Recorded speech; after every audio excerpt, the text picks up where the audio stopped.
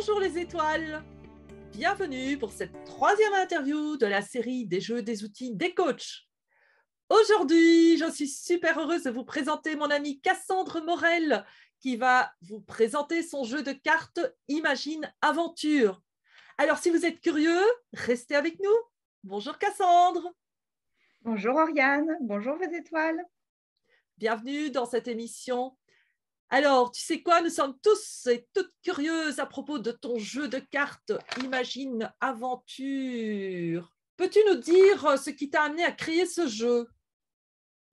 Alors, ce qui m'a donné l'envie et la motivation de créer ce jeu, c'est parti d'un constat. Comment est-ce qu'on pouvait parler des jeux relationnels, qui est un sujet un peu touchy, sous un format ludique. Et donc, je me suis souvenue quand j'étais enfant qu'il existait des livres où tu pouvais être le héros. Et je me suis dit, ce serait super intéressant de faire un jeu, un outil de développement personnel sur les jeux relationnels sous un format de jeu d'aventure. Et c'est comme ça que le jeu Imagine, en fait, a pris naissance. Donc, initialement, c'était un concept avec des jeux de cartes existants. Et en début d'année, j'ai eu la chance d'avoir un entourage professionnel qui m'a encouragée à en faire une création originale. Et c'est comme ça que Imagine est né et a été produit en début d'année. Oui, d'ailleurs, il a été créé, produit en France, dans le Nord. Alors, tout à fait, c'est un produit 100% français. Les cartes sont produites chez Nord Imprime et puis la boîte est produite chez ID3D à Lers. Donc, je suis vraiment très contente d'avoir fait ce partenariat. Et je souhaite aussi mettre en avant le travail graphique d'une jeune créatrice, designer qui s'appelle Pauline Millet, Blooming Type, voilà, qui a fait un travail absolument superbe sur jeu. Donc, voilà, merci à elle et merci pour son engagement. Dis-nous, Cassandre, à qui s'adresse ce jeu? Alors, ce jeu est destiné au grand public. J'avais vraiment envie de pouvoir donner l'accès à mon travail sous un format large, ludique et surtout simple d'accès. Donc, il est principalement destiné aux non-professionnels parce que je me suis aperçue qu'il y avait beaucoup de personnes qui étaient en recherche de réflexion, mais qui ne se sentaient pas à l'aise avec un accompagnement avec un professionnel.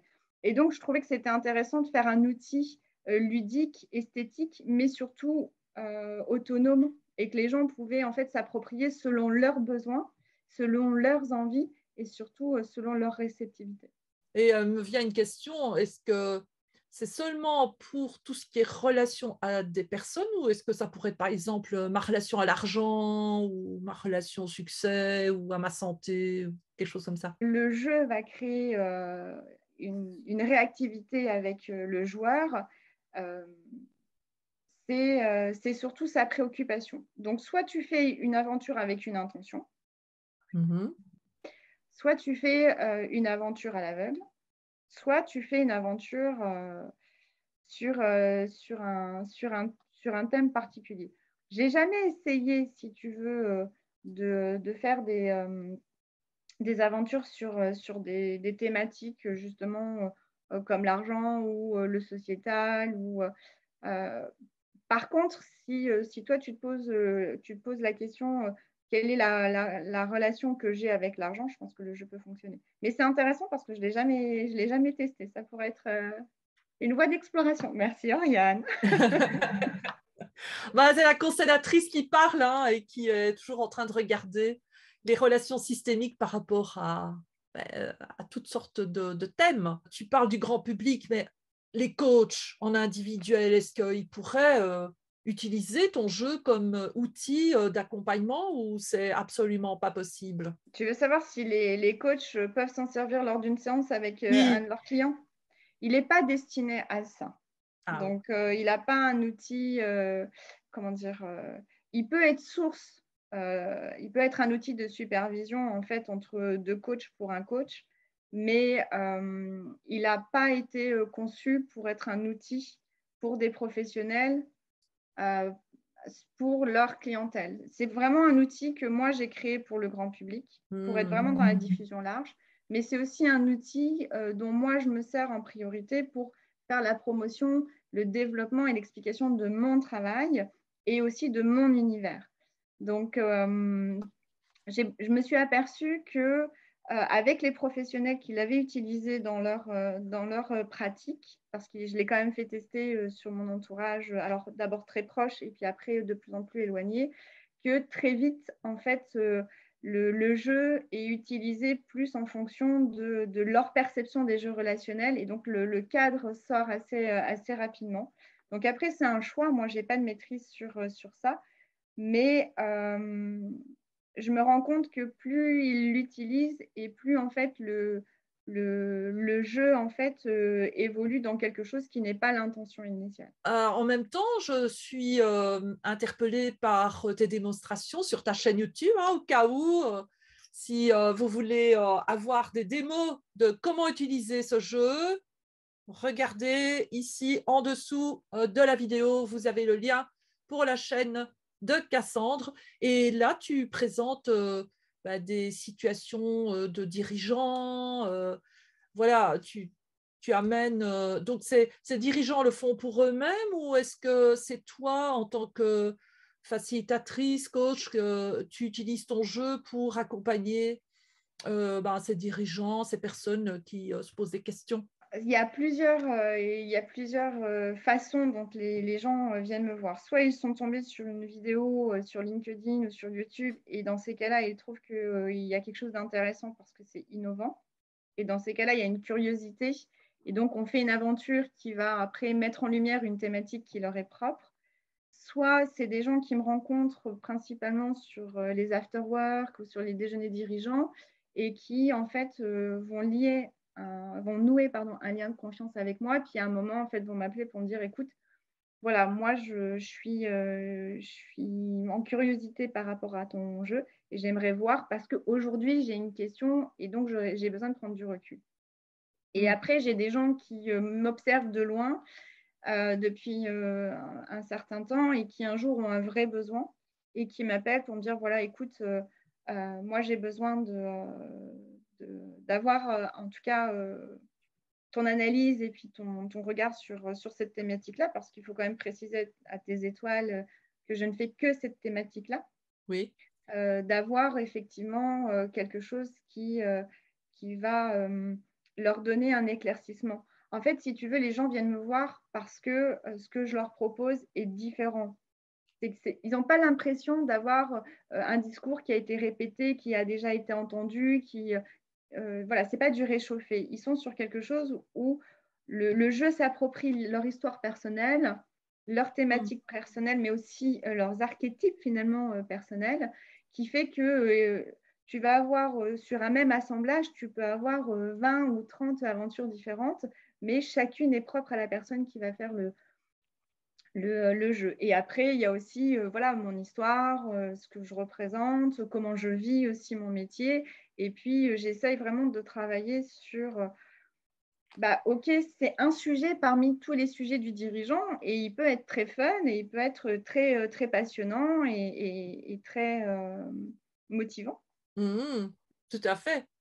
Ça sort, comme tu dis, des sentiers battus, c'est-à-dire que ce jeu permet de regarder une question, une relation à partir d'un point de vue tout à fait nouveau, surprenant, puisqu'il vient aussi stimuler la créativité, l'imaginaire, hein. Il y a quand même le mot imagine, hein, dans le nom de ton jeu. Et moi, c'est ce que j'ai observé, c'est que ça permet en fait de penser hors de la boîte, comme disait Einstein, hein. On sort de tout ce qu'on connaît et on aborde la question, la relation, partir d'un point de vue, comme je disais tout à l'heure, totalement nouveau. Tu proposes des démos sur ta chaîne YouTube.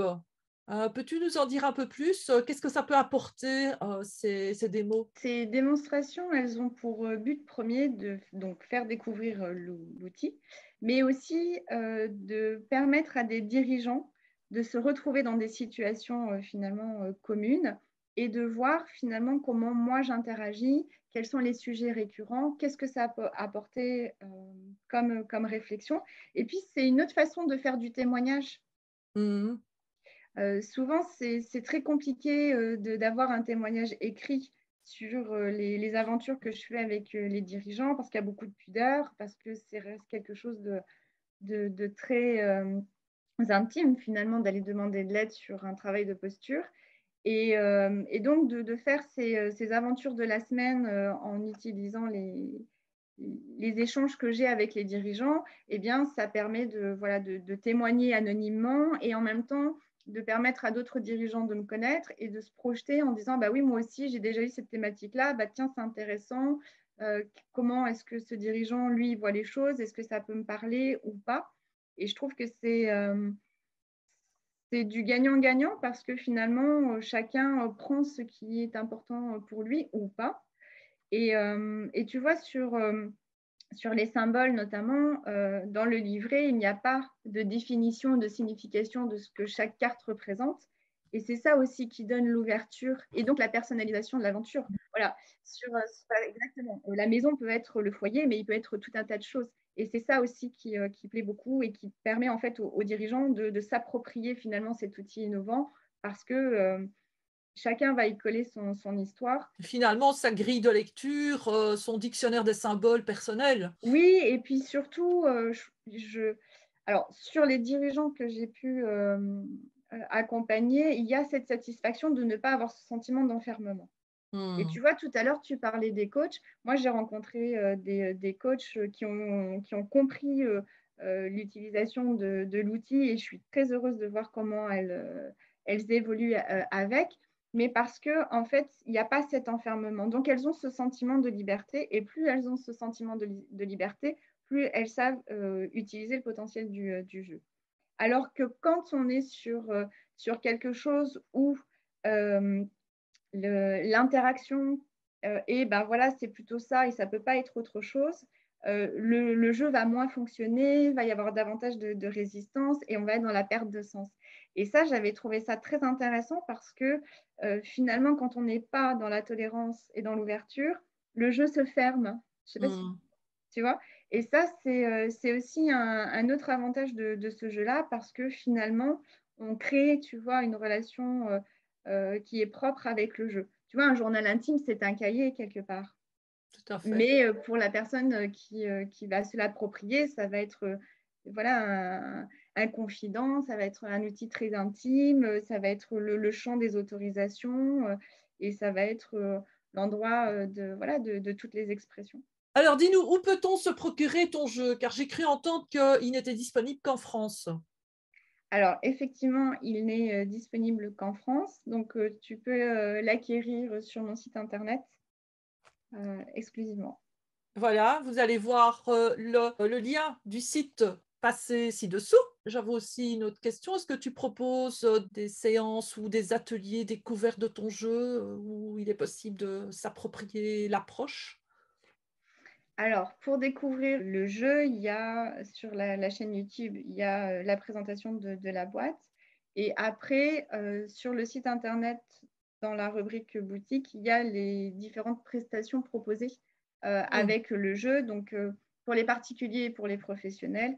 Et après, donc, c'est un jeu qui a différents niveaux. Là, on est sur l'aspect de premier niveau avec le jeu Imagine. Et puis après, en fonction des personnes et de la réceptivité, je rajoute après des niveaux supplémentaires pour poursuivre l'aventure. Et tu vois, je voudrais profiter de cette interview pour remercier quand même quelques personnes, dont Céline Rouge, que tu connais très bien, Ah oui. parce qu'on avait travaillé sur le jeu et donc elle avait accepté de m'aider justement à le tester, à l'évoluer, à, à le faire vivre. Et voilà, je voulais profiter de cette interview aussi pour la saluer et la remercier parce que ça avait été des super moments. Céline Rouge, d'ailleurs, qui a créé deux, même presque trois jeux, enfin deux par rapport aux constellations et un par rapport à l'énéagramme. Donc, voilà. Mm. peut-être qu'elle sera une de mes prochaines invitées. Cassandre, un tout grand merci d'avoir accepté de faire cette interview et de m'avoir permis de te faire connaître ainsi que ton jeu à ma communauté. Pour ne rater aucune des prochaines interviews, eh bien, je vous invite à vous abonner à ma chaîne. Aidez-moi à rendre plus visibles mes invités en cliquant sur le petit pouce, en activant la cloche pour ne rater aucune des prochaines interviews. Et puis surtout, vous savez, la meilleure chose à faire, c'est de partager avec vos amis. Non pas pour moi, non pas pour mes invités, mais pour vos amis, parce qu'ils sont à la recherche de solutions, d'inspiration, et ils vous en seront reconnaissants. Merci Cassandre. Merci à toi, Oriane. Et au revoir. Et nous vous disons au revoir. À très bientôt pour d'autres jeux, d'autres outils, d'autres chemins d'exploration pour accéder à votre sagesse intérieure et à votre créativité.